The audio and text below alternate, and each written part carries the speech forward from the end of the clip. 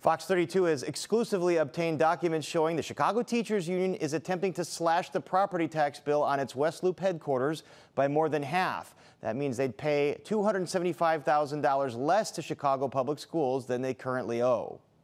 Documents show the teachers union attempting to appeal the Cook County assessor's $19 million appraisal of its property, an estimated property tax bill of $1 million. An appraiser retained by CTU says they think the value should be less than half of that, at $9.2 million.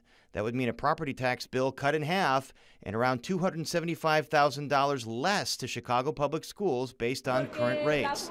This comes as CTU is in the midst of heated negotiations on a new contract, asking for as high as 9% raises. CTU has also repeatedly said the state owes CPS $1 billion more in taxpayer money. The libertarian-leaning think tank Illinois Policy Institute, which has long been critical of CTU, says the union's ask reeks of hypocrisy. The CTU right now is asking for more than $1 billion from Springfield. They're asking for higher taxes on Chicago residents, and they're saying that everybody else needs to pay their fair share. What this appeal shows is that that is all just rhetoric, and that they themselves are trying to reduce their property tax bills.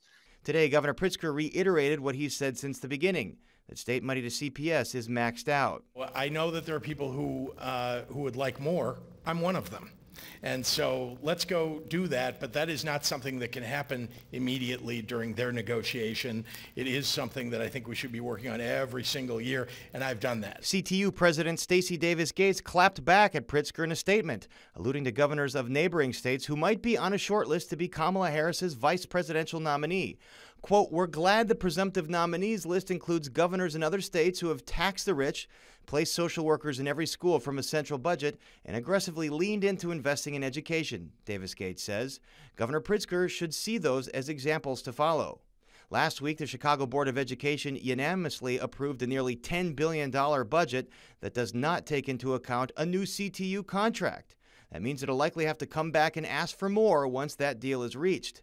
Civic Federation President Joe Ferguson says if that's the case, there's nowhere to turn for more money.